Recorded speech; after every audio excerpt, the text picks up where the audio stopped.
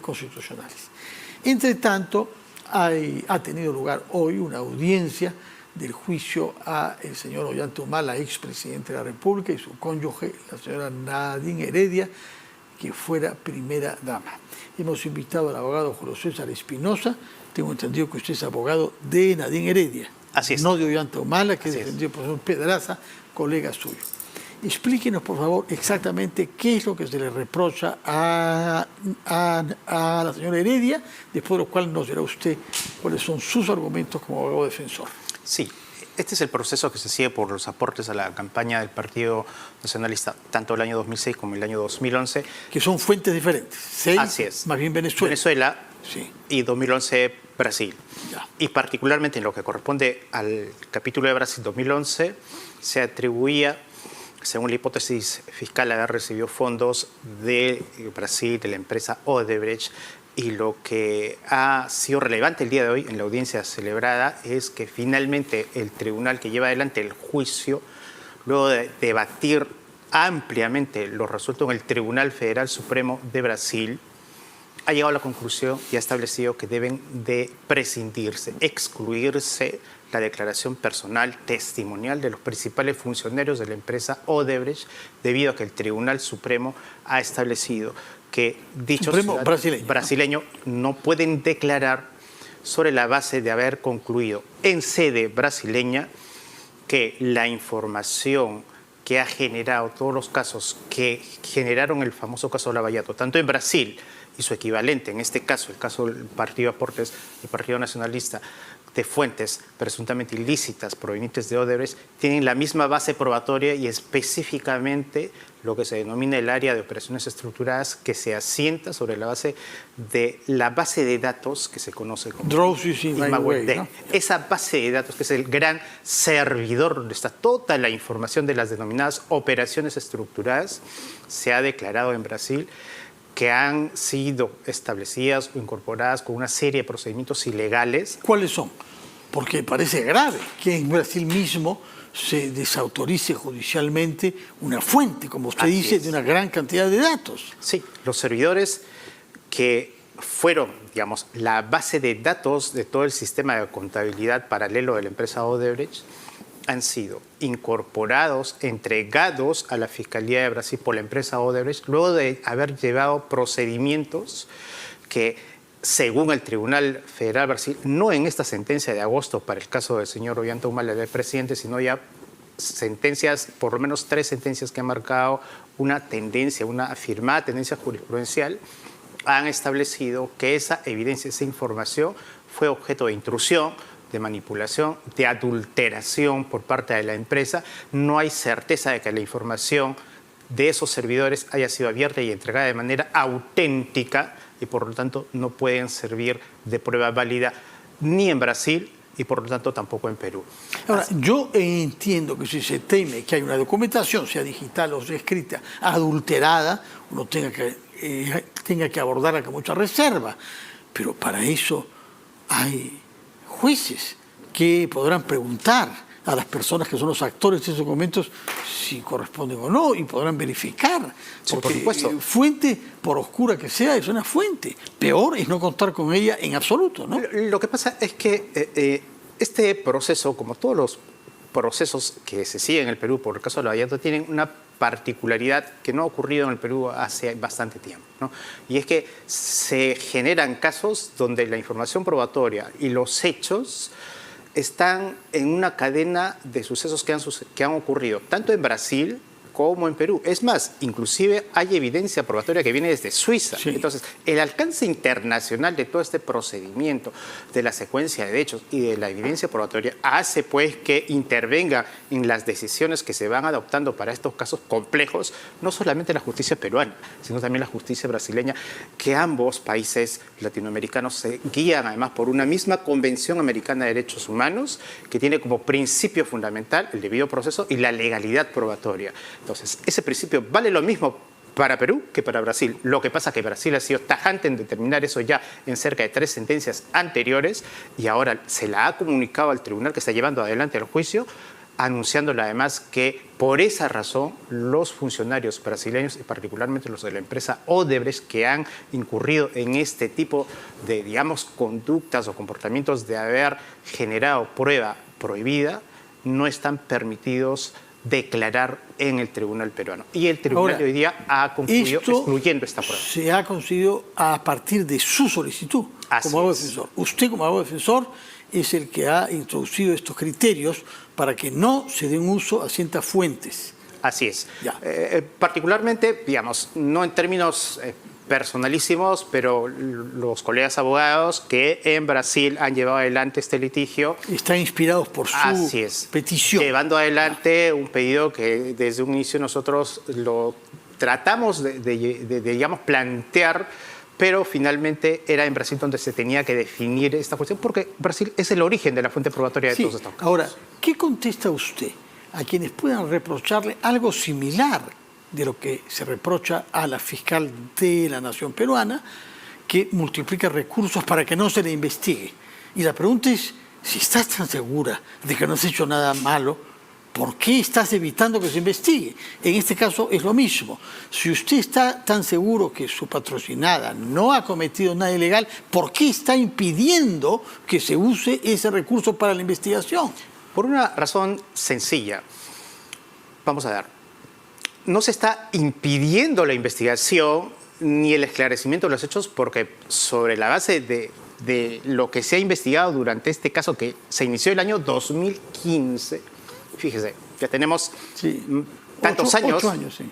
En este caso, había un conjunto de evidencia que se ha discutido, se ha puesto sobre el tapete, y nosotros hemos llevado una tesis de defensa tanto durante la investigación como en la etapa intermedia y ahora en el juicio de la inexistencia de delito de lavado de activos. Sin embargo, la prueba esencial que lleva adelante la Fiscalía es pues la prueba que la genera en Brasil. Y tanto en Brasil como en Perú, las reglas básicas de legalidad probatoria son de cumplimiento obligatorio por los jueces y así lo ha declarado el Tribunal Supremo. Nosotros estamos en la obligación, en el deber de hacer respetar esas reglas para que al final la verdad se consiga y se esclarezca, pero no por cualquier medio ni a costa de sacrificar garantías o reglas fundamentales del proceso. Lo fundamental será que este proceso, que todavía tiene mucho tiempo por delante, en el juicio donde estamos recién en fase... Mucho tiempo, calcula usted cuánto, porque estamos en la etapa oral ya, ¿no? Estamos en la etapa oral, pero estamos en la fase compleja de análisis contable, luego viene el análisis documental y todavía el capítulo de testigos tardíos que todavía no han declarado, así que tiene todavía, yo calculo, no menos de unos 5 meses de debate. 5 meses. Pues, no menos. O sea, a principios del próximo año podrá haber una sentencia. Diría que entraríamos a la fase de alegatos finales, ¿no? Por la complejidad de haber cerca de 12 personas naturales más el Partido Nacionalista como persona jurídica y una empresa, otra persona jurídica también sometida a este proceso. De acuerdo. Ahora, lo que se está excluyendo es una fuente digital, pero las declaraciones hechas por el señor Odebrecht, el señor Barata y otros ejecutivos brasileños de Odebrecht en el Brasil, ¿valen o no valen como testimonio? No estamos hablando de la fuente digital que usted ha cuestionado, lo que han dicho ellos oralmente. Lo que hoy día se ha decidido es que se prescinde de su examen testimonial personal acá en el juicio. O sea, ya no se les examinará a los funcionarios como testigos. Sin embargo, también se ha excluido, por ejemplo, se ha declarado la prescindencia de otros testigos que no son necesariamente vinculados estrictamente a la empresa, pero que el fiscal los aceptó, que es por ejemplo el caso de un policía, Willington Pereira, que es el policía que analizó, revisó la famosa planilla italiana donde salían las famosas siglas OH, que se imputaba según tesis fiscal al expresidente Humala.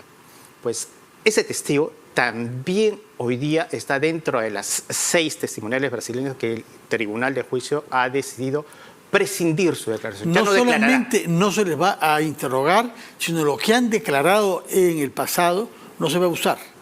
Ese es un capítulo que todavía está pendiente.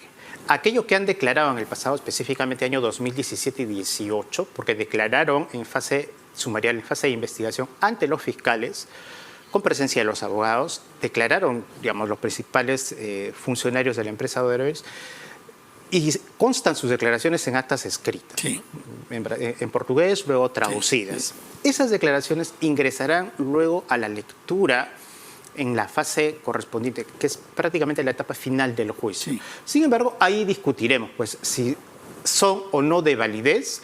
¿Por qué podrían no serlo? Que es sin duda lo que usted desea. Sí, por Seamos supuesto. sinceros, sí. Por ¿Por qué podrían no serlo? Por la misma razón por la que hoy se está excluyendo la declaración personal y por la misma razón porque el Tribunal Supremo brasileño ha declarado que es prueba ilícita, que esa información, la que hayan brindado, esté referida finalmente a información que surge de esos servidores que han sido declarados Bueno, pero hablan también de cosas que ellos han hecho, que ellos saben, no por el servidor electrónico. Sí, es posible, pero en tanto los aspectos de su declaración tengan que ver con los famosos Con la servidores fuente. y la fuente digital, esos aspectos, esos capítulos de su declaración, evidentemente también tendrán que ser excluidos y eso se discutirá y se decidirá, no ahora ni mañana, muy probablemente dentro de unos 3 meses cuando lleguemos a ese capítulo de juicio. Ahora, vamos al tema de fondo, que es el concepto de lavado de activos. Así es. Suponemos que usted está centrando su estrategia defensiva en él. Así es. ¿Bajo qué condiciones podría ser lavado de activos? Es que no existen tales condiciones. Pero- En abstracto, me refiero al caso, ¿no?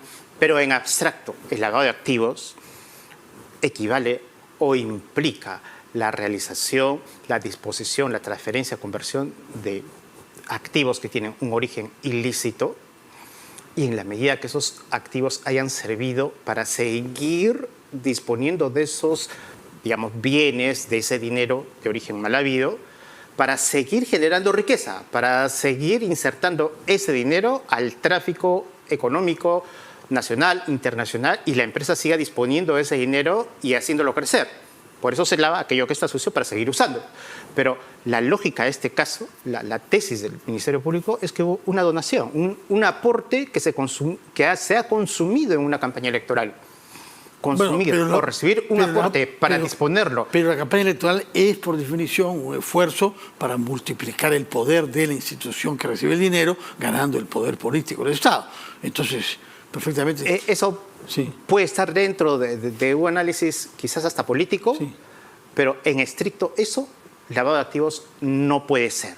Porque para que haya lavado de activos tiene que haberse convertido, transferido, ocultado un bien para seguir haciéndolo, trabajar, a seguir utilizándolo, seguir disponiéndolo, seguir acrecentando la riqueza ilícita. Y eso, evidentemente, en los objetivos propios de esa institución que recibe el dinero, que son políticos. Efectivamente, se hace fructificar ese dinero en la medida en que gana las elecciones. Claro, no es una empresa para generar dinero, pero es una empresa política.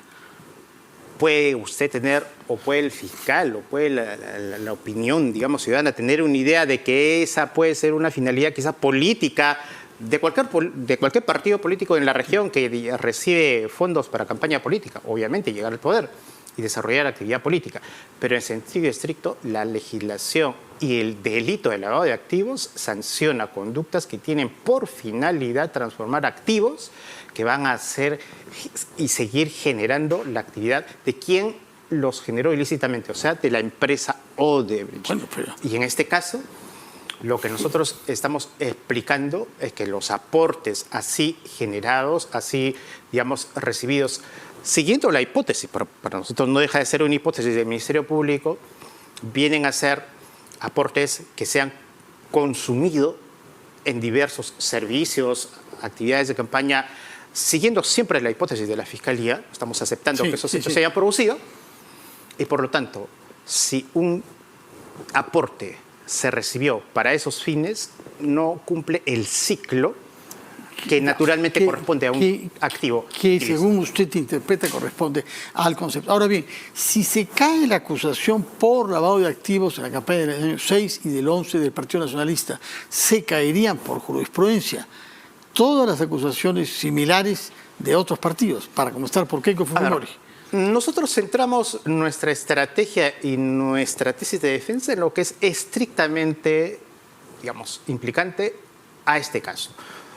No necesariamente esto mismo va a suceder en los casos de los otros partidos políticos. No Pero necesariamente. si el juez asume la misma definición restrictiva de lavado de activos que usted, se aplicará en los otros casos también. Sí, pero repito, el resultado de lo que va a ocurrir en el caso del Partido Nacionalista no solamente va a suceder por la definición o el concepto que la defensa tiene del delito de lavado de activos, sino por ese otro gran capítulo probatorio que estamos explicando, que está sucediendo claramente en el caso del Partido Nacionalista y en la campaña 2011.